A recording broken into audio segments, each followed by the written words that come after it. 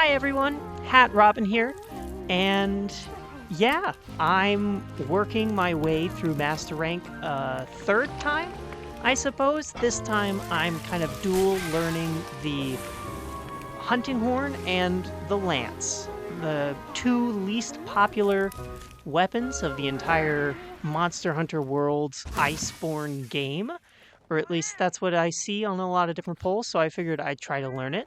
Plus, I oftentimes find myself enjoying support classes, even though, yes, I know 100% Hunting Horn is not exclusively a support build.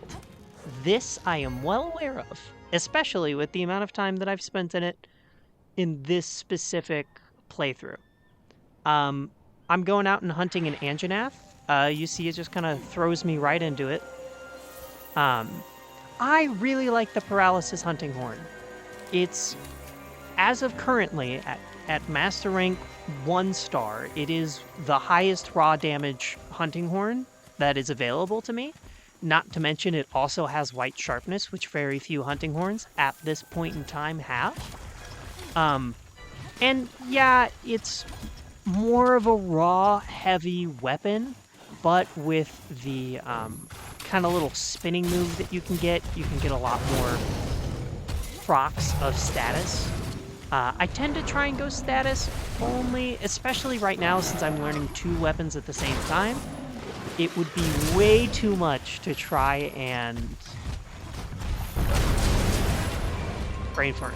It would be way too much to try and craft both Lance and Hunting Horn weapons that are all element focused. Especially because both are considered heavy weapons, so like, yeah, Lance does really good in element just because it's got consistent, but meh. Anyway, I love this Hunting Horn, especially paired with my cat, who, as you just saw, has the Rodabon piece. I got it just very lucky out in an expedition. I did not finish off the Rodabon, but I got the enough parts to give my cat the little weapon. So that, plus the flash fly cages and the shock bug traps, plus the paralysis on the Hunting Horn, I really just lock down a monster. Plus the stun, plus in this specific build, I also get, I have 1 or 2 levels in Slugger, I can't remember off the top of my head, but I'm pretty sure I also have 2 levels of stamina. So it is pretty consistently keeping the monster from doing the moves that they want to do. And I really like that. I like that new move that they added to Anjanath in Master Rank. I think it's a really fun move, and especially going all the way to thinking about, you know, further on, all the way at the end of the roadmap where you have Fatalis doing a very similar move. Looking back on it all this way, I find myself really appreciating how each monster is kind of like building on aspects that you see very early in here. Like with that specific move for me.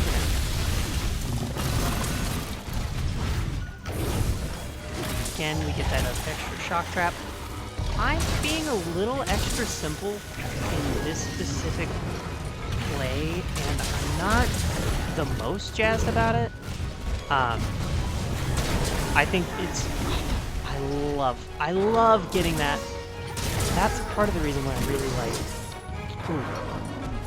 Bit of a shame.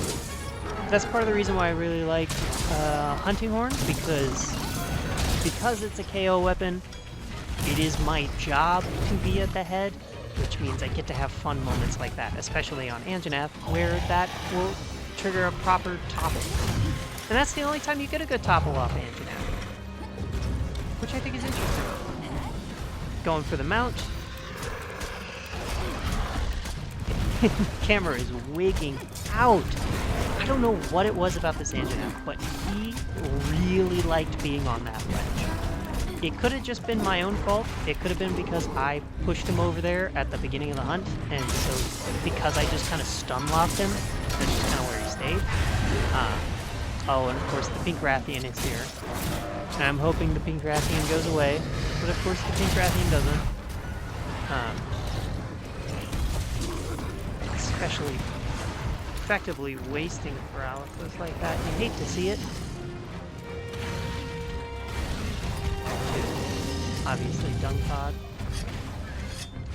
I was a little quick on the draw there. I wanted to blind him to kind of block him down even more, keep him from going. Gotta grab the shinies. Grabbing those shinies are important. I really hope for Monster Hunter Wilds that shinies stay on the ground longer. I'm thinking with it being next gen, we can get it to go longer before it disappears, perhaps?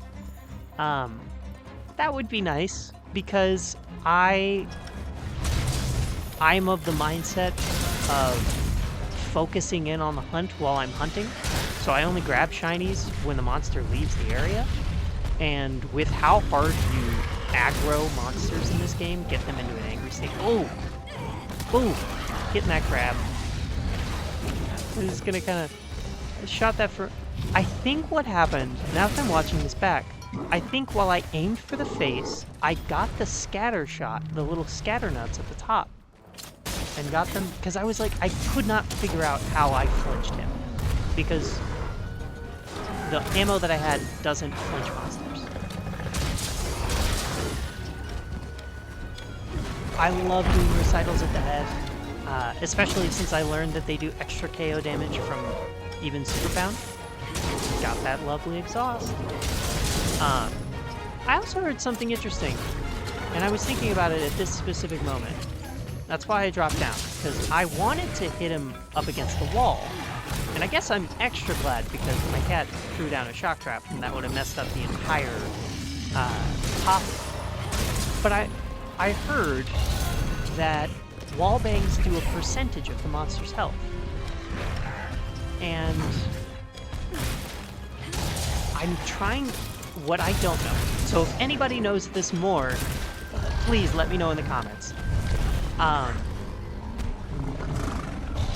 Is the percentage based off of the monster's, like, base health, or of the monster's total health at that moment?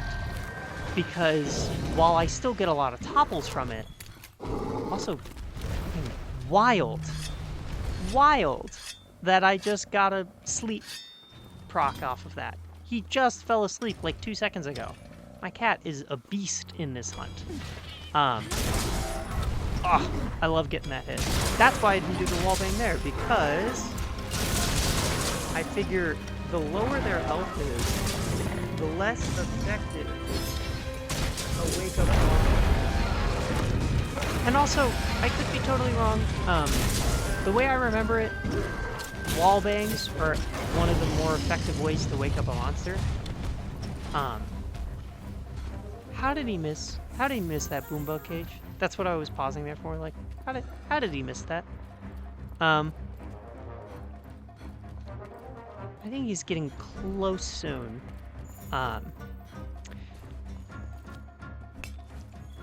Gotta grab stuff when you can. But yeah, I'm a little simplistic in the hunt this time around. Like I said, I'm still learning hunting more. All of the... You hate to see it. I thought the attack animation was over. It's okay. Try and draw him out. We got a topple, so it made it safe. It was a little risky. I was trying to get that weakened.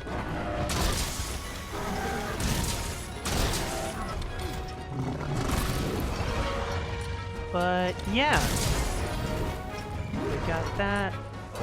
Again, another sleep. Is Anjanath just especially weak to sleep? Get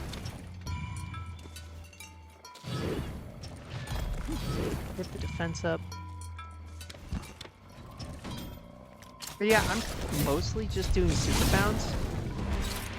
As of right now in the hunts, I find that it works pretty well to pretty exclusively go for the triangle circle attack combo.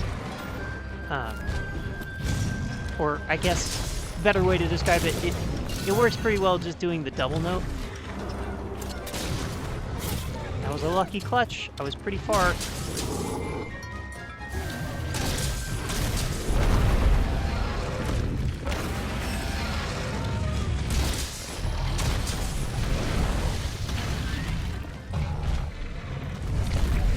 And here I'm hit with wind resistance, again. Or I guess I'm hit with the wind of the tail sweep. I think I learned eventually in this hunt to actually look up in the top right and realize that this hunting horn has a song to help with wind resistance. And by learn, I mean remember, because I almost exclusively in high rank used this hunting horn to hunt Kushala Daora because his wind sucks so bad. Love getting that KO. And, you know, I generally have not enjoyed... God, another sleep proc. How many is that in this hunt? That's so many. This cat is insane. I swear, Anjanath must be like 3-star weak to sleep or something. This is me trying to get that super pound wake up.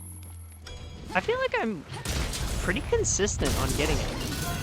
Of course, I don't know how much damage I did because I've taken the numbers off. If that infuriates you and you would rather see the numbers, let me know. But I generally have found a lot of enjoyment on this third playthrough, taking the numbers off. I feel like I'm looking more at the monster and the other effects to kind of see, and as well as hearing, to try and gauge the amount of damage that each hit does. Which, you know, that's how it was in the older games. Pre-Monster Hunter World, there were no damage numbers. Yes, I am a third fleeter.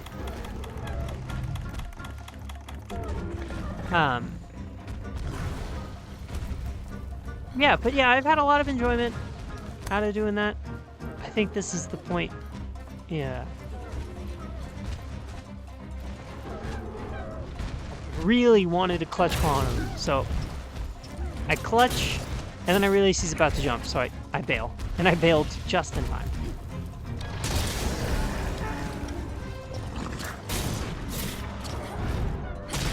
Go for that weaken.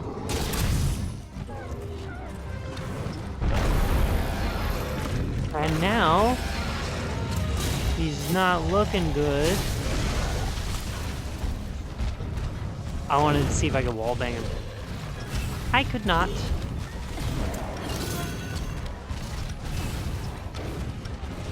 You know, I really enjoy the Baroth armor. I think it's really good armor for this specific weapon, especially because I just got 2 Horn Maestro decorations, so I don't need to use the Jiro's helmet.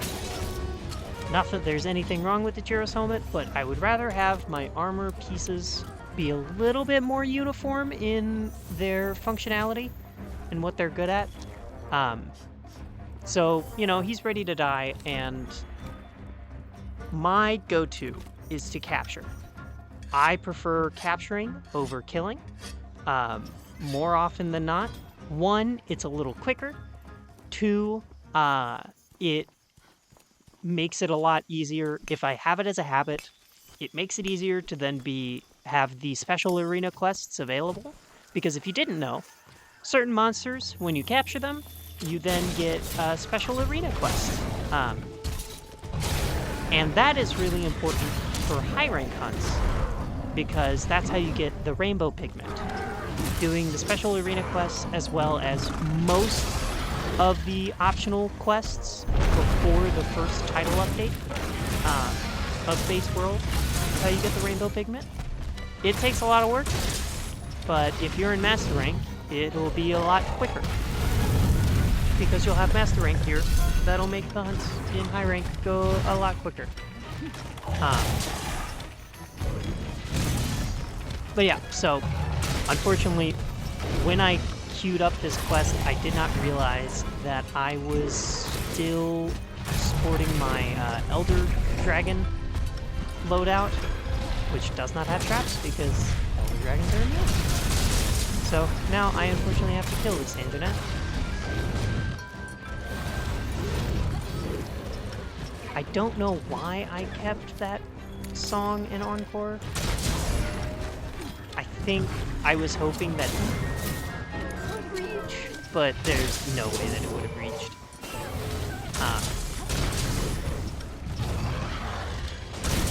One thing I really hope does not return in Monster Hunter Wilds is mantles. Or if they do return, especially because it's going to be on consoles, I really want to make sure that you can have an option to be able to not see the mantle while you're wearing it, because I think they're so ugly, and a good part of Monster Hunter is fashion, and I feel like all of my fashion goes out the window, and I envy the PC players who can just mod that off. But I am not a PC player, so I'm stuck with this. That said, they're super useful. Like, Rocksteady is really good, especially with this specific build, because, again, you just lock them down. Hit them in a wall, you don't have to worry about the roars, boom, you get them. So, anyway, that's the hunt. Thank you so much for watching. If you have any advice, please let me know. I always love hearing that kind of stuff. And until next time, just remember, you deserve happiness and good things. Not because you've done anything special, but just because you exist.